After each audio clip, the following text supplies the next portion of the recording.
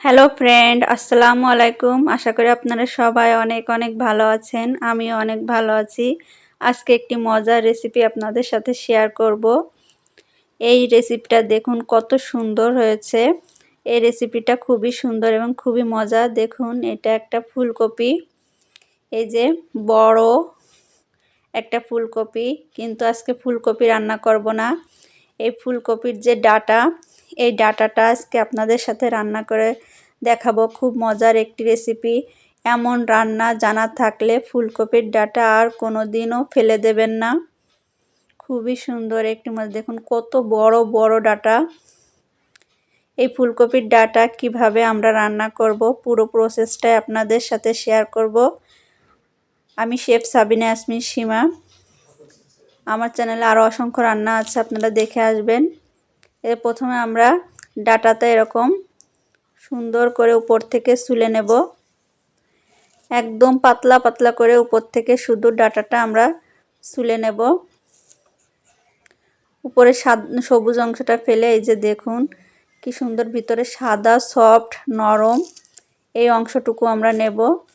আর খুবই সুন্দর নরম তুলতুলে, এবং এই যে দেখুন কত সুন্দর নরম তুলতুলে আর সাদা ধবধবে অংশ, এই অংশটা আমরা নেব। নিয়ে এটা সেরকম চিকুন চিকুন করে আমরা কেটে নেব। আর রাজ্জাকু বাংলা ফুড চ্যানেলটি সাবস্ক্রাইব করে আমার সাথে থাকুন।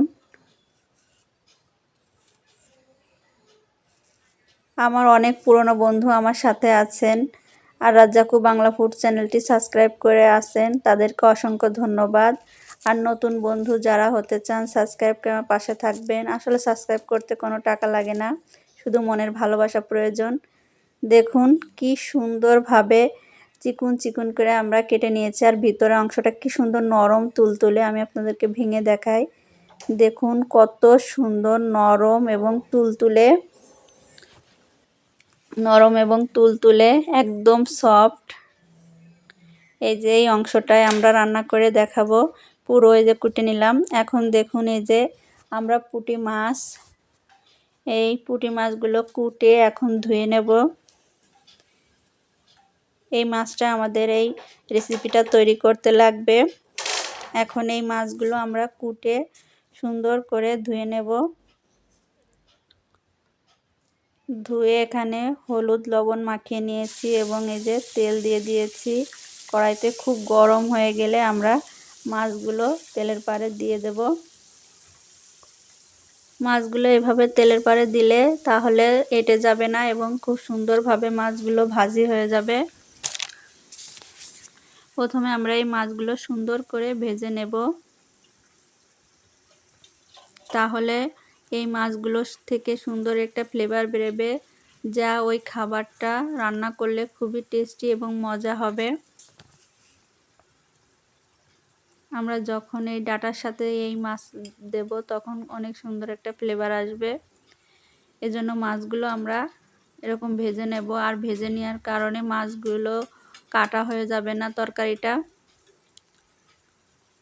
এই মাছগুলো যখন আমরা ভেজে নেব তখন কিন্তু তরকারিটা কাটা হয়ে যাবে না। আর সুন্দর একটা যে ফ্লেভার এই মাছ থেকে বেরোবে, সেই স্বাদটাই দ্বিগুণ স্বাদ বাড়িয়ে দেবে তরকারির।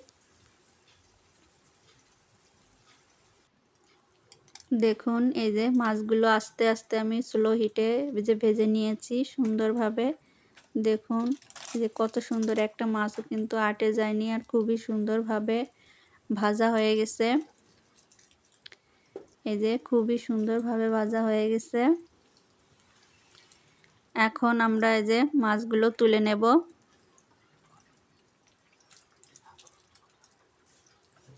ভাজা হয়ে গেছে, এখন মাছগুলো আমরা তুলে নেব।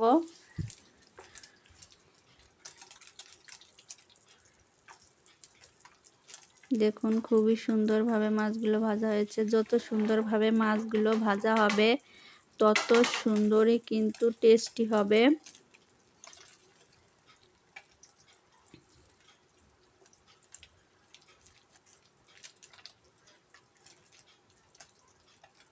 দেখুন কয়েকটা মাছ একটু ভাজা কম হয়েছে, সেগুলো আমি ভেজে নিচ্ছি। এখন এই যে মাছগুলো আমি নামিয়ে নেব। প্রপারভাবে মাছগুলো ভেজে নিলে কিন্তু মাছগুলোর টেস্ট আসে অনেক বেশি। এবারে যে তেল থাকবে সেই তেলের ভিতরে আমরা তরকারিটা রান্না করব, তাহলে অনেক সুন্দর টেস্ট এবং মজা হবে। আর এই মাছের যে ফ্লেভার, সেই ফ্লেভারটা এই তো মানে তেলে থাকবে। এখন আমরা মাছগুলো তুলে নিলাম, নিয়ে এই তেলের ভিতরে এখন আমি বাকি মশলা অ্যাড করব। যেখানে ঝাল, পেঁয়াজ, রসুন কেটে নিয়েছি, এগুলো আমরা তেলে পারে দিয়ে দিলাম। দিয়ে এটাকে হালকা একটু ভেজে নেব। ভেজে নিয়ে এখানে আমরা একটু জিরে অ্যাড করব। জিরেটা একটু ভাজা ভাজা হয়ে গেলে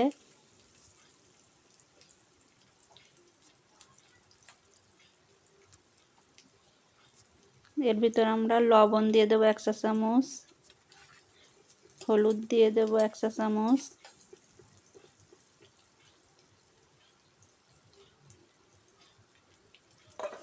ধনের গুঁড়ো দিয়ে দেবো 1 চা চামচ, আর হলুদ দিয়ে দেবো 1 চা চামচ।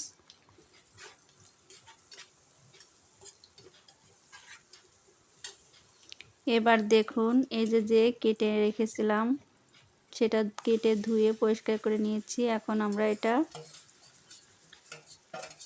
এর সাথে দিয়ে সুন্দর করে মশলার সাথে আমরা মিশিয়ে নেব।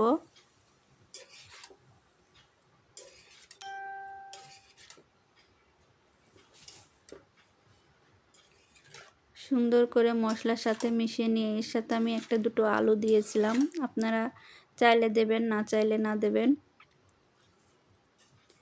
দেখুন এখানে আমরা এটা এখন সুন্দর করে সিদ্ধ করে নেব, যাতে সুন্দরভাবে সব কিছু সিদ্ধ হয়ে যায়, ডাঁটা আলু পুরোটাই সিদ্ধ হয়ে যায়।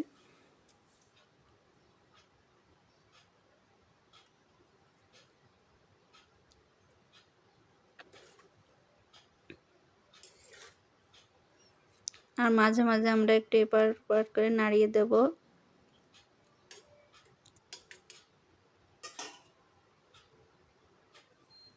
দেখুন মাছটা সুন্দরভাবে তরকারিটা সিদ্ধ হয়ে গেছে। এখন আমরা এখানে এই ভাজা মাছগুলো অ্যাড করব। এই ভাজা মাছগুলো সুন্দরভাবে দিয়ে দেব সাজিয়ে।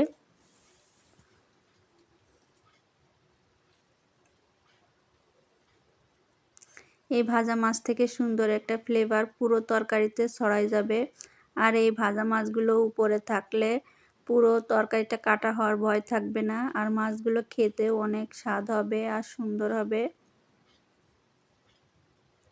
কিছু মাছ ভাজার সাথে সাথেই খাওয়া হয়ে গেছে, এত টেস্ট হয়েছে আর এত সুন্দর হয়েছে। ঝাল পেঁয়াজ সব কিছু দিয়ে যেহেতু আমি ভেজেছিলাম, এই জন্য মশলা মাখিয়ে ভেজেছিলাম মাছগুলো। দেখুন হয়ে গেল চচ্চড়ি। এই যে কি সুন্দরভাবে এরকম হালকা হালকা, এই যে দেখুন কত সুন্দরভাবে হয়ে গেল। ভালো থাকুন।